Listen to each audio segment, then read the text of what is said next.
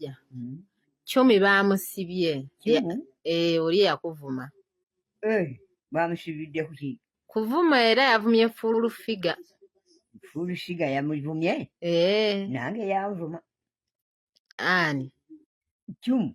Naye yavuma tuwawo yavuma nampemula. Namuwulira. Naye kati wagira bamusibe. Katono. Bamusibe mu katono. Ayige alekera okuvuma abantu. Naye yanvuma.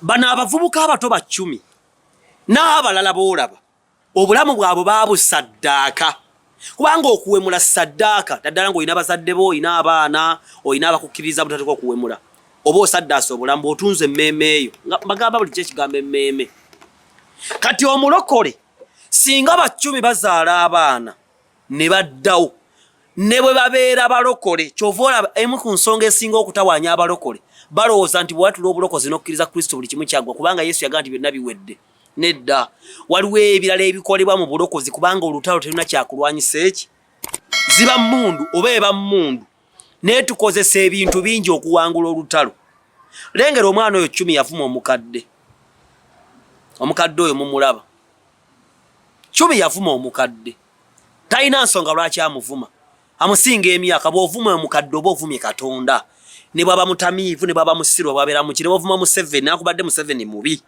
ne bw'ovuma mukyala ne bw'ovuma muhoozi kubanga mwana wa mukulu obulamu bwo Katonda abubuutikira ekikolimo oyinza n'obutakirabirawo n'olabanga obulamu bwo buseebengera oba ggwe okubeera obulungi Katonda n'anyweza abaana bakuba yagoba nsonga kati muganda wange lwaki twesaddaaka mu bye tulina okukola mu bulokozi tubikola ebyo kubanga abaatusookawo baakola ebikolobero ebyo ne binyiiza Katonda nassa omukono gw'omuzito ku bulamu bwaffe tuva mu byalo ebiriko abasezi tukulidde mu makanga tukulidde mu bitundu mu Kampala no ng'abakazi banaabira ebweru ne batukunamira bazadde baffe baakwata embuzi baakwata embizzi baasamira baakola tembere yonna owa buli ngeri naye njagala obbagamba baganda bange nti olwaleero saddaaka gye tusooka okuwa Katonda kwe kukkiriza Kristo kubanga bw'olokoka oba weesaddaasa emikwano gigenda ebintu bingi byoba weesazeeko ekyokubiri tutandika okuwaayo saddaaka buli lunaku kubanga obulokozi kyoto ekitazikira nga bwe nabagamba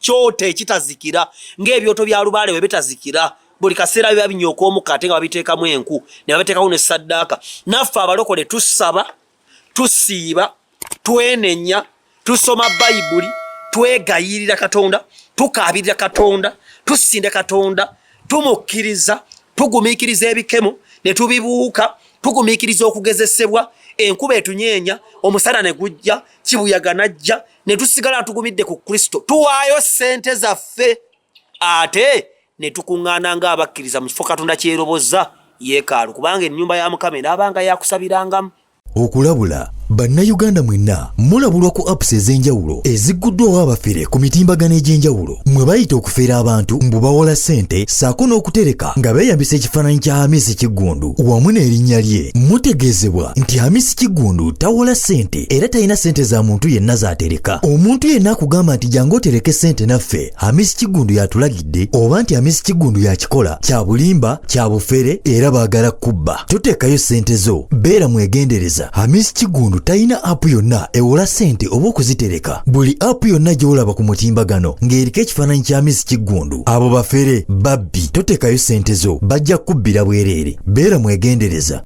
Dawudi gwe mwagala ennyo naga nasanyuka abangamba tugende mu nnyumba ya Mukama kati gwe atagenda mu kkanisa kutuula bbanga n'otuuza akabina ku ttaka kubanga oyo atudde yayimirira kyova olaba nti Ronaldo asa tiimu esamba obulungi eba ne kooki omulungi kasito Ronaldo lwaki afunye obuzibu era jeri agenda kumalaga Ronaldo afunye obuzibu kubanga mu bukadde bwe atandise okulaba nti bakooki bonna abasinga amagezi kati agenda kufundikira bubi omupiira ekyovola nti Messi aperforminga bulungi okusinga Ronaldo lwaki Messi mukakka mu kusinga kwani Ronaldo agenda kufundikira nti wali amwagala Manu yamugobye Portugal yagiretedde ebizibu, enkambi yajawuddemu, afundikidde bubi. So singa Ronaldo we yatuuliranga wansi w'abakochi ya performinga nga bulungi. Kati okutuula mu kkanisa bwoti n'okwata Bayibuli yo n'owuliriza ekigambo n'oddayo ewaka n'okiteeka mu nkola kubanga bw'okiwulira bwe kisigala ntokitadde mu nkola kubeera kufu nti okukkiriza okutaliko bikola kufu. Kati bwe nzira ewaka n'ensaba n'ensiiba n'enkola obulungi ono n'anvuma n'emusirikira n'enkola ensobi n'enneenya n'ensaba n'engondera abakulembeze wadde babi n'entambula Mukama nga bw'akola atya. Eyo esaddaaka entuufu kyekyoto ekitazikira paka olw'oliva mulamu bw'ensi eno ng'ogasizza.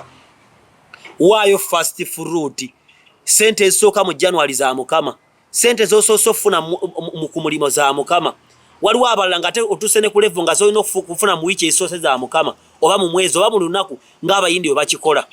Toluwangawo okuŋŋaana. Bayibuli yo gijje ku online ogule Bayibuli. Gula Bayibuli mu lulimi lw'otegeera kubanga sitaani akulumbawo wamwe muli Banyoro. Lwaki ogula Bayibuli y'Oluzungu lw'otategeera bulungi? Teweegeziwaza. Genda mu kkanisa tuwulirize ekigambo, weegayire Katonda buli kaseera kubanga Katonda yabeerera ebbanga lyonna. Amini yagenda, Museveni aligenda, Barcelona yagwawe tekyali y'amaanyi ng'edda ne Spain bagibbye tafuluma na kibinja ng'ate oli Spain yali y'amaanyi. Ensi bwezityo bwe zibeera naye omuntu aggwawo. Nange Dr. Tienchazo ofuuka omusiyazi naye Katonda talifuuka musiyazi ne Yesu gy'ali. Ate bw'olituuka mu ggulu ojja kunsangayo weewuunye. Emiggo gikulye ng'ogaanye okuwuliza ebigambo bino. Gondera abakulembeze. Tovuma Landlord, tovuma Museveni, tovuma Kabaka. Wadde essanga lya Mbogo tolina buyinza bumuvuma kuba mwana wa Kabaka. Ojja funa ekikolimo kya bwereere. Towemula bantu. Beera muntu wa buvunaanyizibwa. Katonda nga byayagala bwe bikolebwa mu ggulu alabe nga bwe bikolebwa mu bulamu nga bwe tusabe essaala eyo kitaffe ali mu ggulu nti by'oyagala bikolebwe. Katonda akusuubiramu okuwemula abantu. Ki ekikuwemuza abantu? Ki ekikuvumisa abantu? Ki ekikuwenzesa? Si ekikunywesa omwenge? Ki ekigaana okugenda ku kkanisa? Lwaki ogaana okukkiriza Kristo? Oli wa kabi nnyo. Mu myaka gy'ekina tewaliwo abakazi abalungi. Kkiriza Kristo, ngenda kukusizaako enjiri ya Musumba Saala n'essimu ye. Bw'oba oyagala okujja okulokoka jangu ku kkanisa. Bw'oba oliwo nawo genda ku kkanisa ekuli okumpi nekkiriza Kristo. Waliyo eggulu ne Geyeena. Tugenda mu Isirayiri omwezi gw'okusatu tulambule akalango kaako. Bw'oba oyagala okugenda nkubira message bakubire kasimu abo bakunnyonnyole buli kimu.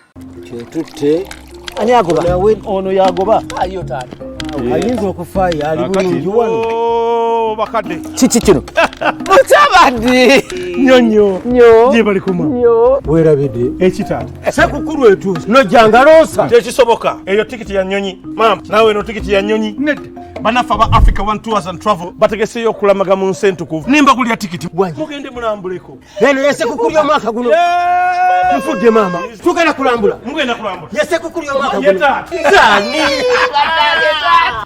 Africa One Tours and Travel has organized a senior citizens tour to the Holy Land of Egypt and Israel from the 27th of March to the 8th of April 2023. The sites to be visited include Mount Sinai, River Jordan, Mount of Olives, Wailing Walls, the Red Sea, Sea of Galilee, Bethlehem, Nazareth, Dead Sea, Mount of Temptation, the Way of the Cross, Golgotha, and Jesus' tomb. The trip is an all-inclusive return air ticket, 5-star full board accommodation, travel insurance, visa fees and meals, entrance to all sites. Send your parent, grandparent, or senior citizen of your choice by booking with Africa One Tours and Travel. Or come to our offices, 2nd floor, Catherine House, Muyenga Tanki Road. Africa One Tours and Travel. Let the senior citizens walk in the footsteps of Jesus.